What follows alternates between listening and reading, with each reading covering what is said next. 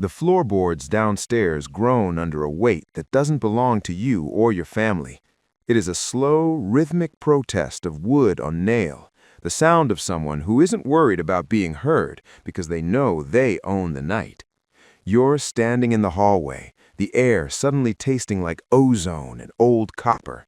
Your heart isn't just beating, it's a trapped animal slamming against your ribs, trying to find a way out of your chest. The shadows in the corner of your eye seem to lengthen, reaching for your ankles. You look at your bedroom door, a flimsy slab of hollow-core particle board that wouldn't stop a determined toddler, let alone a desperate man with a pry bar. The smell of wood smoke and wet asphalt drifts up from the broken window below, a sensory reminder that the barrier between the civilized world and the chaotic dark has just evaporated.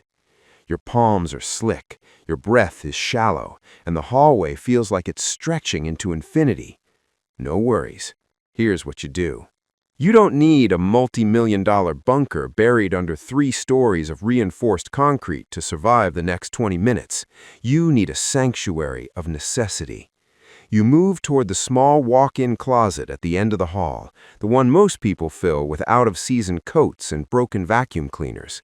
This is your ground zero. The first thing you handle is the geometry of defense. A standard door is an illusion of security, held in place by half-inch screws that barely bite into the decorative pine trim. You don't rely on the trim. You take your impact driver, the weight of it solid and comforting in your hand, and you replace those puny factory screws with 3-inch hardened steel deck screws. You aren't just attaching the hinge to the frame, you're anchoring it into the king stud, the structural backbone of the house. Physics dictates that force follows the path of least resistance. By tying the door directly into the house's skeleton, you're forcing an intruder to fight the entire mass of the building's framing, rather than a few slivers of wood. The door shouldn't just close, it should marry the wall. But a strong hinge is useless if the strike plate on the other side snaps like a dry twig. You install a heavy-duty box strike, something made of 14-gauge steel. As you drive those long screws home, the wood screams slightly, a satisfying crunch that tells you the steel is biting deep into the jack stud. You're creating a mechanical interlock. When the intruder kicks, the kinetic energy won't be concentrated on a single point of failure. Instead, the force will be dissipated across the entire vertical span of the door frame. It's the difference between snapping a single pencil and trying to break a bundle of 100. You feel the vibration of the drill stop, the screw head sitting flush against the metal. That's one layer of the onion they'll have to peel, and they'll have to do it while your pulse begins to level out. Now we address the skin of the room. Drywall is essentially chalk sandwiched between 2 layers of paper. A pocket knife can get through it in seconds. You need mass. You don't have time to pour concrete, so you use what you have: information and hydration.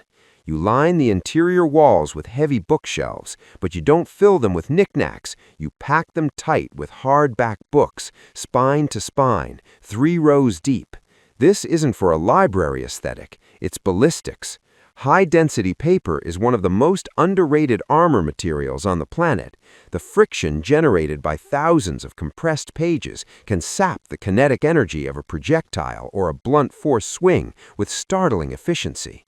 Between the shelves, you stack cases of bottled water. Water is heavy, dense, and incompressible.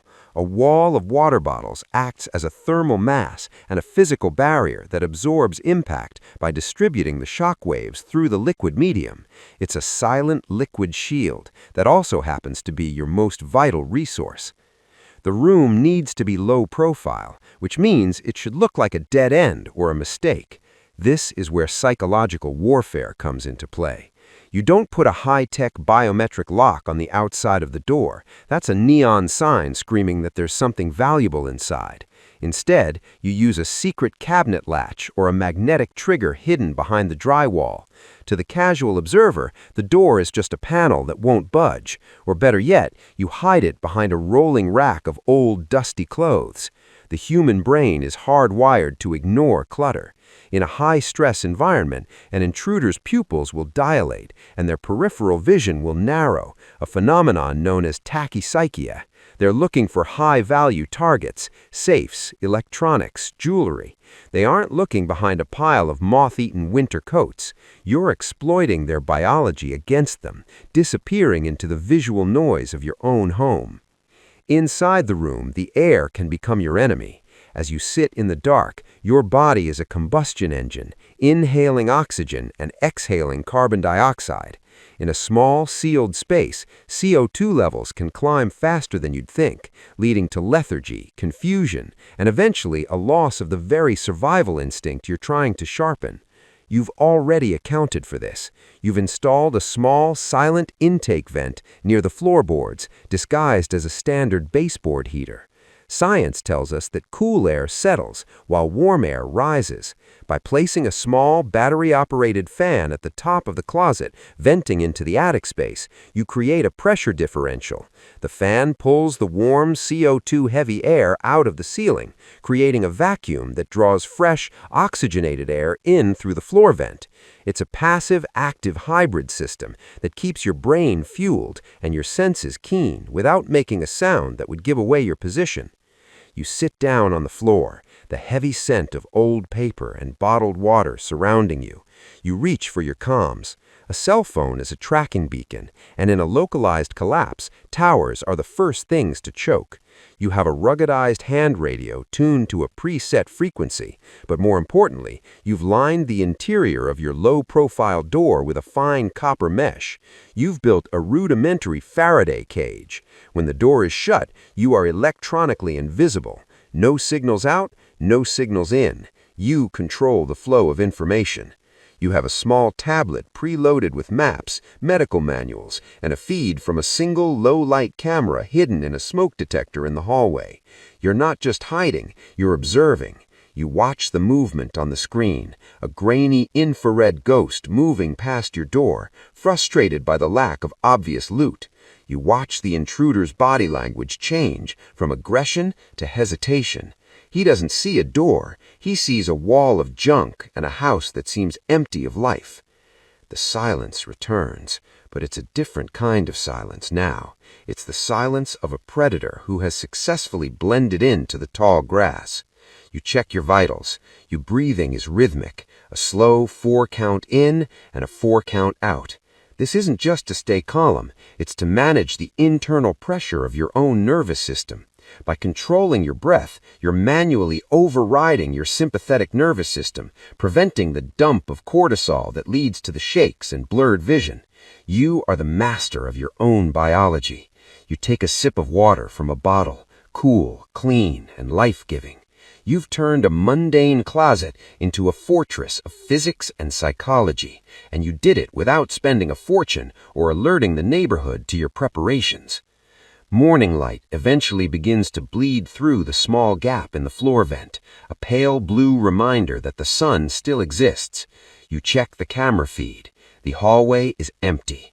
The front door downstairs is hanging off its hinges, a gaping wound in the side of your sanctuary. You wait another hour just to be sure. Discipline is the final layer of your armor. When you finally trigger the magnetic latch and step out, the air in the hallway feels thin and frantic compared to the pressurized calm of your safe room. You walk to the window and look out at the street. You look across the street. You see your neighbor, Bill, standing on his lawn next to a pile of smashed electronics and a shredded sofa. His face is a mask of shock, his hands trembling as he tries to explain to a disinterested patrol officer that he had the most expensive alarm system money could buy. Bill relied on a Wi-Fi signal and a plastic sticker on his window. He's looking at his house like it's a stranger, his sense of security violated and bleeding out on the pavement. He looks old, he looks broken, but not you. You're already thinking about the repairs, your pulse is steady, and your mind is already 2 steps ahead of the next threat. You have the tools, you have the room, and you have the will. Stay hidden, stay dangerous. You survived.